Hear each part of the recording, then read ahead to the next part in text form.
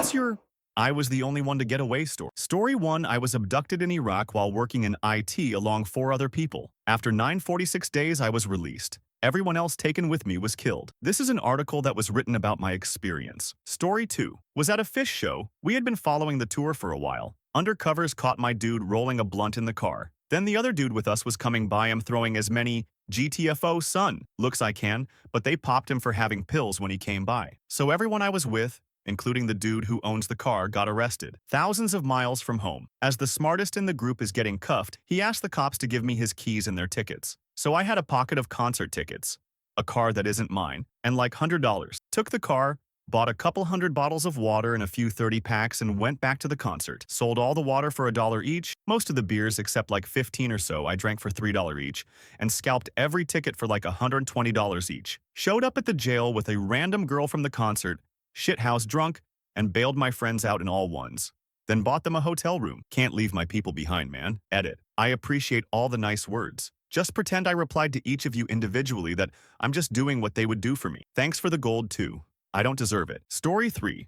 I went to a private high school and was part of a group of about 20 people who knew about a tent hidden in the woods behind our school. People would go there and have after school, smoke pot and do hood rat. Someone got in trouble and ratted out all of us as an attempt to lessen her punishment. Apparently she was going to be expelled. And on the last day before finals, we all got called down to the detention room, and the dean told us that they had found drug paraphernalia and weapons, airsoft pistol, and made us all write down everything we know about the tent and who we've seen at the tent. 19 people ratted out everyone in that room, including themselves, and were given pretty harsh punishments. 3 were expelled, some were suspended into the next year, and the rest got demerits. I wrote down, I have no idea what you're talking about. Went and talked to the deans and said the same thing and was off the hook. I'm certain my name was on every list, and I'm sure they wanted to nail me, but I denied, and I guess they were satisfied with 19 people giving themselves up. Story 4. Hotboxing a truck with some friends of a friend senior year in an empty parking lot of some park. Already high as yo, when suddenly the Taco Bell we had gorged on earlier is going apeshit in my bowels and holy, I need a bathroom. I ran, stumbled my way to the public restroom on the other side of the parking lot. I finish, and as I'm about to walk out, I see what looks like red lights illuminating the entrance. I start losing I know it's cops and everyone's high as. At this point, I knew A, my friends are fucked. B, what the should I do? I retreated in the farthest stall and texted my parents saying I was crashing at some dude's house. Ended up falling asleep in the stall. Woke up the next morning and got another friend to pick me up. Got away. No one ratted me out, and that's how Taco Bell simultaneously destroyed and saved my at the same time. Story 5. My first house party in college was on Halloween my freshman year. Naturally, everyone was in costume and about half the people there were underage. I wasn't drinking, but my friends were. Around midnight, an older guy, 40s, walked in dressed as a cop. Me, being the one of the few sobers at the party, realized he was an actual cop. I tried to convince my friends to leave, but they all said the guy was just in a costume, so I left on my own. I walked right past the cop, told him to have a good night, and walked home. I found out the next day all of my friends got tickets for underage drinking. Story 6. I wasn't the only one to get away, but I was in the fewer than 10% that got away. Used to street race in and right after high school. One night we were at one of the quieter locations and we got an alert that cops were heading in from one direction. We all book it to our cars and start heading out the way that wasn't being closed in on. Suddenly cars are e-braking and flipping 180 degrees in the middle of the road in front of us. And we see a wall of cops advancing. Fuckers closed us in. They herded us into a big parking lot, and I'll never forget watching like 30 Honda Civics drive around in panicked circles like frightened wild animals. At the time I was 17 and only had my permit, and I had sneaked out, so getting caught was not an option. I saw a couple of the less lowered cars hop a curb in the back of the parking lot and book it across a dirt field, so I joined them. I had just enough clearance to make the curb, so there were maybe 6 other cars and myself doing 60 miles an hour across this empty dirt field. Came out in a residential neighborhood I had never seen before, and it took me 30 minutes to get out. But I didn't get caught. One of my buddies did, and he got his car impounded, an $800 fine, and his parents were pissed. No regrets. Edit. Getting a lot of hate for the street racing thing. This was almost a decade ago, people. I was young, dumb, and full of gasoline. To clear some stuff up, we raced mostly between midnight and 3 a.m. on wide open, straight, clear visibility roads in areas that were completely industrial business zone. Never once saw another civilian, either on foot or in car. Not only did we have at least one guy dedicated to police scanners, but always a car posted at each end of our track, with radios to look out for traffic or people. Stupid as it may have been, we were as safe and responsible as we could be while illegally street racing. Story 7. I was gambling in Vegas on a Friday with friend's bachelor party coming up the next day. Playing blackjack, mostly just killing time waiting for dinner. But the table was on fire. It was a full table shortly after I sat down. I played for a couple hours and the table was all up on money anywhere from $5,000 to $800. The $800 was me. Everyone else was literally up at least 10 grand. It's about 20 minutes before I'm supposed to meet up with someone, so I call it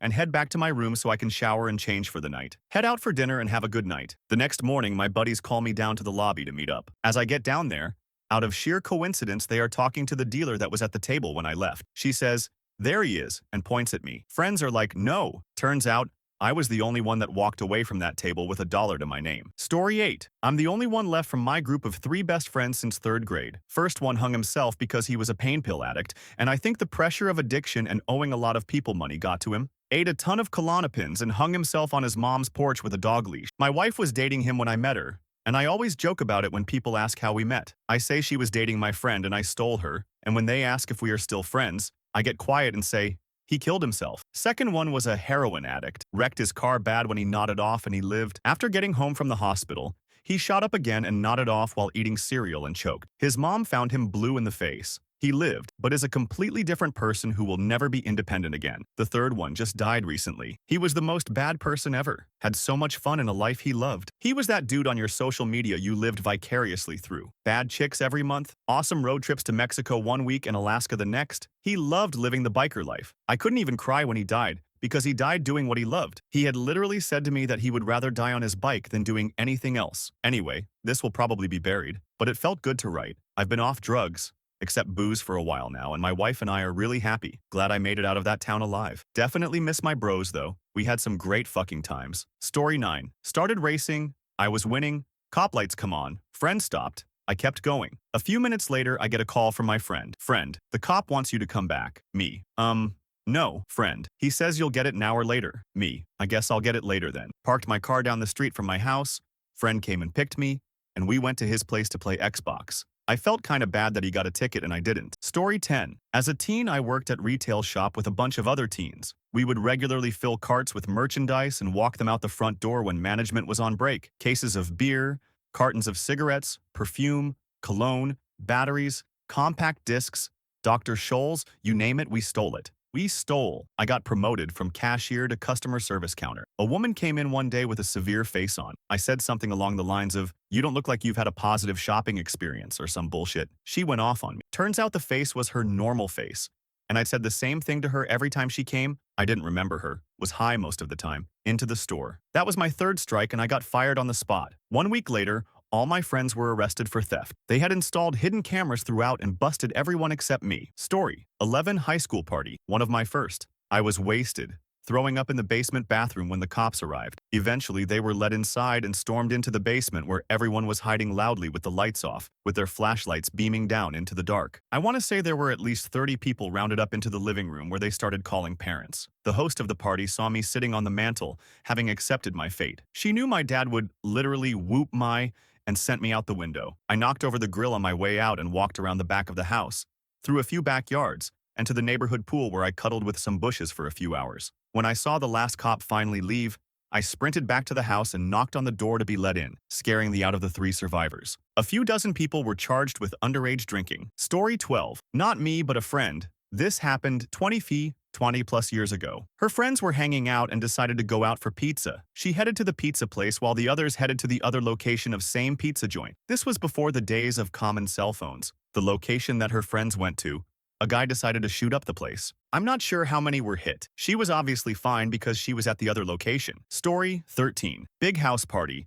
I drank the wrong drink, got rohypnol, went to my car and passed out for the rest of the night. Everyone was on this big deck and it collapsed. Then the cops showed up and acted like total dicks, even though people were injured. I slept in my car through the whole thing. Edit. For clarity and to answer inboxes. Was in Vancouver, BC, Canada? I suspect roofies, because I was on my 2nd drink of the night when everything started feeling really weird. I knew something wasn't right, so decided to go out to my car and sleep it off. I barely remember this. I was informed by a friend the next day why I went out to my car. Story 14. Quite possibly the dumbest story about getting caught by the police I've ever been a part of. Luckily, I was the only one to get away. This was years ago. At the time, I was friends with, well, let's call him Mike. One day I bought a brand new digital camera and was excited to use it. I met up with Mike at his house, and another friend, let's call him Chris, was there, as well as Mike's current girlfriend, Kelly. Now, Mike hated his ex-girlfriend, and after a little while doing not much at Mike's house, he pitches the idea of going to his ex-girlfriend's house and egging it. Should have been a massive red flag for his current girlfriend, huh?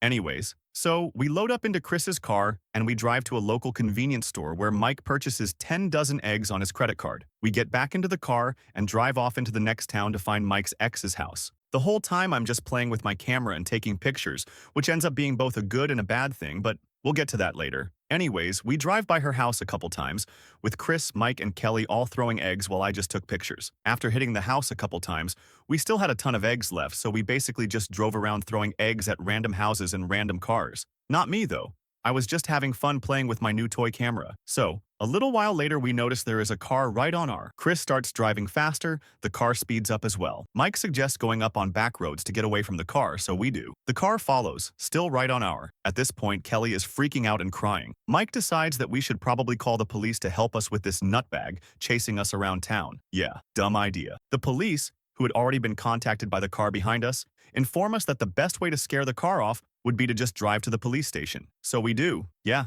Obviously, this person ends up being someone we egged. We show up and the cops all run out and start accusing us of egging, and the people in the other car are accusing us of egging. There is egg all over Chris's car from accidental splashback and such. So the only thing Chris or Mike thinks of to say is, "No, we got egged. Look at our car." At this point, another cop pulls up in his cruiser and he just shouts at us, "Which one of you is Mike such and such?" And Mike is like, I am." And the cop then says, "Oh, so you're the dumb who bought 10 dozen eggs on your credit card before you went out egging, huh? Damn, no way out of this one." One of the cops sees my digital camera. He asks to look at the pictures, and me being young and dumb and not knowing if I had to give it to him or not, gets all freaked out and just hands him photographic evidence of our entire night out egging. Mike gets arrested. They, for some reason, check Chris's trunk, and they find a bunch of booze. At the time, Chris was underage. This was probably about 8-9 years ago. I was probably 20 at the time. Chris gets arrested. He's crying. The cops see pictures of Kelly egging. She gets arrested. I tell them that I was just taking pictures the whole time. They look through my camera and see picture after picture, and believe me, I am the only one not to get arrested from the dumbest event in human history. We egged tons of houses. I photographed the event as evidence for the cops, and then we literally drove ourselves to the police station where we were all arrested. I was insanely scared and convinced I was going to get arrested as well. Nope, stopped hanging out with Mike and Chris after that. No thank you. I don't need to egg anyone's house. I don't need to get arrested doing dumb like that. TLDR. My friends and I all went out egging houses, then drove ourselves to the police station, and everyone was arrested but me. Story 15. I'm a little late to the party, so this is going to get buried, but well. About a mile from the house where I grew up was a hill that looked down on a road. My friends and I used to throw water balloons down at cars from the hill when I was 16. It was a long way down, and hitting a car going through the road was pretty hard. One day, we thought we were geniuses to put ketchup in the balloons. 5 of us took our ketchup-filled balloons to the hill at dusk. It was quiet and no cars were passing, so we just waited. Finally, here came a car going very slowly. I raised up my balloon and threw it, aiming just in front of the car. Whammo! Perfect throw and hit the car right on the hood. The 5 of us freak out in celebration like we had just won the Super Bowl. Then we heard it. Whoop, whoop! The blue and red lights flip on from the car,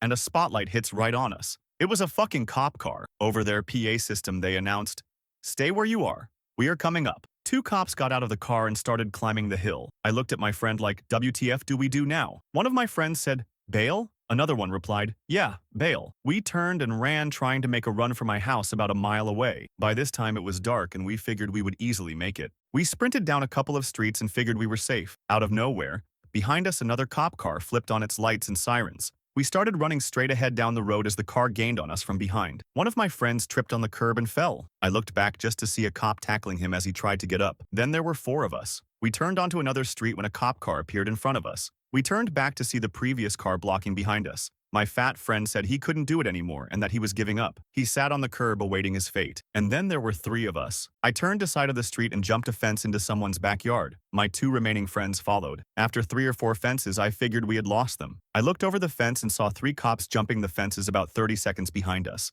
They saw me looking at them and started screaming, "Police! Stop right there!" about a half-mile from my home. I knew the punishment would be the same if I stopped now or got caught later, so I figured I would keep running for it. We jumped 2 more fences and I saw a BBQ taking place in the backyard of the next house. I jumped the fence and kept running on to the next one. One of my other friends was right behind me and he kept running to the next one with me. We heard a guy at the BBQ scream, "Hey, hey you, stop. If I'm not stopping for the cops, I'm not stopping for you, buddy." My third friend jumped the fence into the BBQ and they guys started chasing him. My friend jumped up the fence and the guy grabbed my friend and tackled him to the ground. Scared shitless, and with the cops on our tail, we continued on. And then there were 2 of us. Finally, I made it to my backyard and we ran in through the garage door. We turned off all the lights and peeked out the windows waiting to see if the cops had seen us. My little sister was home and was wondering what was going on. We just told her to shut up and stay down. The cops jumped into my backyard and continued on jumping fences into the neighbors. After about 30 minutes, my friend said he had to get home. I told him it would be better to stay for the night with the cops out in force. He declined and went out. I found out the next day that he got caught just down the street from my house when he left, and I was the only one to get away. TLRD. Cops go all out to catch my friends and I for throwing water balloons filled with ketchup at a cop car. Story: 16 years back in high school, my buddy threw a huge party. Unfortunately, not just our usual group showed up. It was well over 100 people. Anyways, I was always on the lookout for cops or shady people. I had my reasons as to how screwed I would be had I gotten caught drinking. Sports, school, family, scholarships, etc. So the party goes on. More and more people we don't normally hang out with show up. So I grab my buddy and our Didi and say, "We need to leave. Now. You can crash at my place, I don't care. Let's go." We hop into his car. That's when I throw a duffel bag of beer drunkenly into his trunk, followed by the sound of tabs popping and beer spilling. We pull out and drive away. We get a quarter-mile down the road before we see 4 cop cars headed to the house. The party was immediately shut down. Countless tickets written. People kicked off sports teams or clubs. What's funny is this same scenario happened 2 other times in high school. I left a party before the cops busted everyone and people got tickets the day before graduation. And another time I left a kickback which ended in the arrests of a few friends. My reputation still holds true. I always leave minutes before the cops arrive. Edit. Number of students in my school? I exaggerated. I graduated with 505 students with a total school size of 2,100. Story 17. Turn up in the school washroom with my friends. With the lights off and music blasting out, people were hanging off the stalls and making as much noise as possible. Teacher comes in and writes our names down. She gets to me and asks, "Have I already written your name?" And I say yes and walk away. Friends got detention. Apparently, someone cracked the mirror in the washroom and noon fessed up, so they all went down together. Story 18. Lollapalooza. A few years back, me and my one friend and about 10 other random kids were walking around the festival, looking for a place to hop the fence and sneak in, because none of us bought tickets. We finally find an area where there are only a couple security guards. There was about a dozen of us that hopped this tall fence at the same time. Little did we know that the Chicago police security tent for the festival was right where we all hopped the fence. As soon as we hopped the fence, about 8 cops come running out of nowhere, and at least half the group is on the ground with security holding them down immediately. This security firm had some athletic jack types. The cops get the other 4 kids after about a 15-foot intense dash. I swear kids were getting tackled left and right. These cops and security were literally spearing kids into the ground and shoving their faces in the dirt. It was insane. Me and my one friend make it about another half a block and ran into another fence. This whole time 2 cops are chasing us. As we are hurdling the second fence, one cop grabs my arm and tried pulling me down, and I shimmied my way onto the other side. We see one more scalable fence and hop that too. At this point, we realize we are backstage for Eminem, and we head into 2 porta potties backstage for about 10 minutes to hide out just as the show is starting. We realize the cops have better things to do and probably quit searching for us. We head up the side stairs to Eminem and literally get on the side of stage. Nothing better than an adrenaline-filled sprint, hopping multiple fences and making it on stage with Eminem for free. My friend's Southern Comfort pint didn't fall out of his pocket, so we had that to drink on. Nothing beats being 18 without a care in the world. It was like sneaking into prison. Story 19. Skipped class with some friends. They all got detention except me. I went to my doc, said that I skipped class and gave him a wink, got the papers to stay at home for the rest of the week. Story 20. I was the only one to get away from my hometown. Even the kids who went to college out of state moved right back. I was one of 4 in my class who took early graduation, graduated high school with diploma in hand, end of January instead of June. Even though due to how the school changed class scheduling, like 90% of the senior class was eligible. We went from a possible 7 credits a school year to a possible 10. The change happened in our junior year, so since we all came in under the old schedule, we still only needed the lower credits to graduate. I remember on my last day in January, everyone was talking in homeroom like, "Did you take early grad?" No? Me either. Wish I did, but I'd miss everyone. This was the school, town, teachers, jobs, people they said they utterly detested and couldn't wait to get away from. They're all still there. now with apartments and kids, still saying how much they hate it and wish they could move away. Story: 21 toga party senior year. Cops bust the party. I get dragged out of a house and get told to have a sobriety test. Unconstitutional, I know, but I was pretty drunk. I decided that there wasn't much hurt in trying, so I started talking casually with a cop. By the end of it, he said I could leave without a sobriety test. People came up to me for the next 2 weeks asking how much community service I got. Story 22. This is sort of the opposite of what Op asked, but I think this is about as close as I'm going to get. I was the kid who always got caught. It wasn't that I was a bad kid or anything, but every time I even joked about doing something, I got caught. This story is no different, but for once, it worked out in my favor. Some backstory. The time was the early 90s. I and several of my friends had planned a camping trip. For some reason, we'd all become fascinated with fireworks around this time. We'd all grown up on a steady diet of 1980s action flicks with cool explosions and such. At that time, the state of Kai outlawed anything stronger than a sparkler, and those just weren't cutting it, so we decided we'd make our own. Remember, this was all before the internet, so we really had no clue what we were getting ourselves into. I won't relate the process I used, even though there are probably far easier ways to make what I did available online. Let's just say I had no idea how powerful the propellant I'd made for my homemade metal-encased flare was. I also had no idea how touchy the stuff was either. I was screwing the cap onto it, in the house with my parents and sister home, when, boom, miraculously I managed to avoid serious injury, other than some singed hair and some temporary hearing loss. The pieces of the metal canister looked like a solo cup that had been run over by a lawnmower. My father was completely deaf in one ear and wore a hearing aid in the other. The noise my flare made when it went off was the only thing he heard in stereo for years. My mom complained later that it made her ears ring several rooms away. My family all came running toward the room I was in yelling, wanting to know if I was okay. And I didn't reply because I couldn't hear them. I was still laboring under the delusion that I might be able to hide what I'd done. Clearly, I was wrong. My dad had a voice like a drill sergeant, and he was about as worked up that night as I ever saw him. Even so, I could barely hear the royal, weapons grade, extra strength, chunky style, spittle flinging, chewing out that he gave me. He practically peeled the wallpaper, and I'm sure at least a third of it was illegal in 7 states. Or so my sister told me later. She still looks a bit shell-shocked whenever the subject comes up. Anyway, I got grounded. Good and proper. Consequently, I missed our little camping trip. My buddies went without me, since it looked like I was going to be grounded until the return of Halley's Comet in 2061. It all started out well. The weather forecast called for unusually warm weather that weekend. They loaded up and went way out into the middle of nowhere, then hiked way back into the woods to set up camp. By then, all of them had heard of my plight and decided to ditch the homemade fireworks. All but one, that is. He lost all the hair on his right forearm, part of his beard, and ruined a perfectly good jacket. That night, a freak cold snap rolled in, and they nearly froze to death, especially when someone put too much on the fire and melted a hole in the tent. Not only did this make for a drafty tent, it also meant they ran out of firewood before the night was over. They ended up having to hike back to the truck in the dark with a couple of cheap flashlights. This is when it started to rain. The two who had to ride in the bed of the truck got hurt when the driver couldn't see a dip in the road and nearly threw both out them out. When they finally did make it out, they ran low on gas and had to sit in a gas station parking lot for a while until it opened, before they could finish the drive home. Every last one of them ended up sick as a dog. Meanwhile, I was at home, safe and warm. TL Doctor. I was a stupid kid who tried to make his own fireworks and accidentally created what amounts to a small pipe bomb, which went off in my parents' house. While they were home, I got grounded and missed a camping trip which nearly killed my buddies. Story 23. This isn't my story, but the story of a creepy old man I encountered at a wedding. I guess he was a sailor back in the day and some crazy was following his ship around, so he shot and killed it. After that, the other sailors were all bent out of shape about it. But they encountered some bad weather,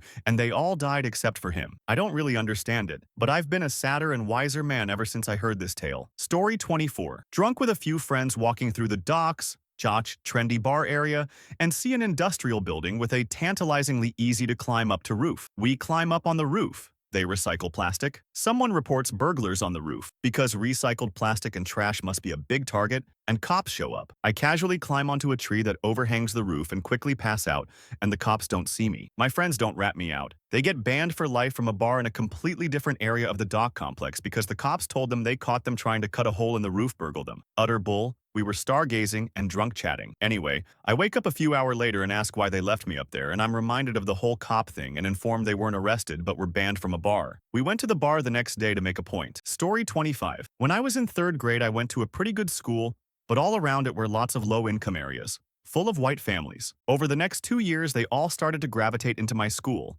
So by 5th grade, energy drinks, Weapons, mainly knives, but nobody ever used them. Swearing, white gangster kids, and sideways flat bill hats with the sticker still on them were everywhere. Of course, most people fell in love with UFC and WWE around this age. I did not. Sadly, my friends did, and it led to some confrontations. Then, one day, people in my clique started to write on a piece of paper at lunch names of kids they wanted to try to beat up at recess. I went along with it out of curiosity. Then, the whole table knew about the list, and soon the whole lunchroom. It was all we could talk about, and somehow the list evolved into a fight at recess. The teachers tried to shut it down, but to no avail. Then at recess, around 80% of the school was at one corner of the playground in a circle, and an all-out brawl started. I wasn't in it because I had no idea how to fight and I didn't feel like getting in trouble. All of the school staff, well, most of it, was needed to stop it, and the crowd was broken up and lectures were being given. They gave out punishments to anyone who was near the fight, so a group of kids and I tried to sneak away. We were about to enter a wooded area of the playground. It was Michigan, so we had lots of these,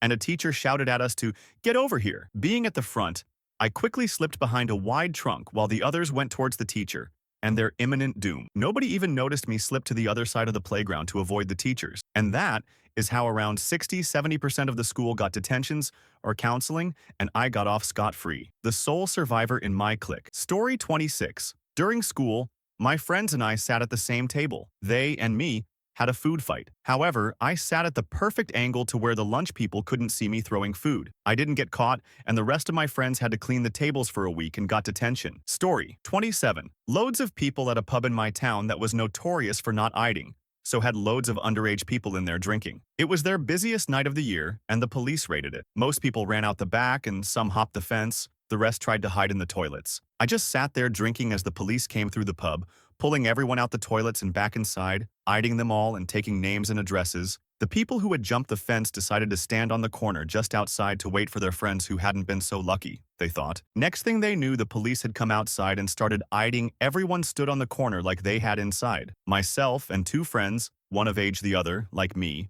not yet 18, had just sat there through the entire incident, drinking our pints and joking on with some of the better-natured cops. They didn't bother IDing anyone who hadn't run, so I was one of a very few of my friends who got away with it, scot-free. Story 28. Alright, so here's a fun little story from a few years ago. I'm about a year older than most my friends.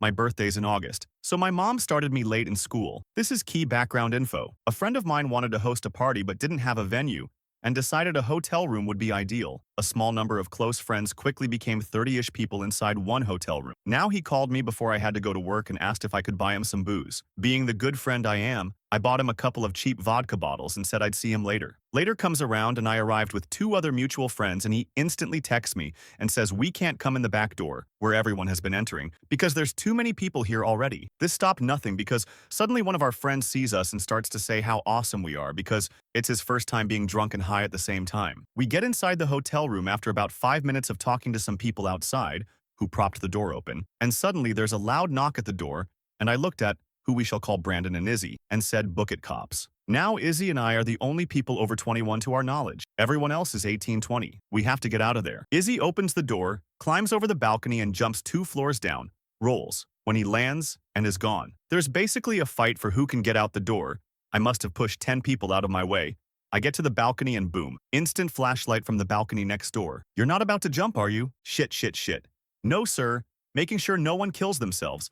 And I start trying to push people back in, but Brandon just Supermans over everyone, grabs the railing, yells later to the cop and jumps. This is a nightmare. I'm over 21. I'm surrounded by alcohol and people under 21. So my second thought is to push out the door first and see if I can't lose the cops in a stairwell. I cross the room as fast as possible as everyone's cowering in the corner, except my friend who opened the door. The cop proceeds to look at me and says, "Everyone out in the hallway." In the hallway is his partner who waits till about 5 people are out and says, "Okay, down to the lobby." I begin to speed walk and try to lose everyone. I even told the person behind me to go left to the lobby where I turned right. All the idiots followed me, which of course brought the cop to our location. I quickly said I was turned around and zigged when I should have zagged. I quickly find myself in, there's 3 other cops in the lobby and one right behind us. All I could do was slip my ID out of my wallet, so I only had an expired school ID on me, and literally put my driver's license under my sack. The cops begin to ask how old we are, what our name is, asks for ID. One gets suspicious when I said I only had my school ID, but I took my whole wallet out to show him, told him I was 19. He then starts asking who's getting a taxi, who's getting a ride, and who's booking a hotel room because no one is driving home. So I call Izzy. I have no clue where he is. if he got to his car, or if he's in handcuffs. He picks up the phone on the first ring, and I'm trying to play it cool. Hey man, sorry to call you so late. Remember that party I asked if you wanted to go to? You think you can swing over here and pick me up? He realized fast I was caught and plays along and says he will be there in 10 minutes. The second I hang up on him, though, I hear a cop ask, "Who was the kid in the left for dead shirt?" That's Brandon. So I try to low-key text Izzy to leave Brandon somewhere. I'm thinking the bushes or something. Maybe drop him off down the street at a gas station and pick him up after. So Izzy rolls up and the cop looks at him and lets me go. We drive 3 blocks and I ask when we are picking up Brandon, who on cue rolls the back seat down and goes, "Dude, I've been hiding in the trunk since you texted him."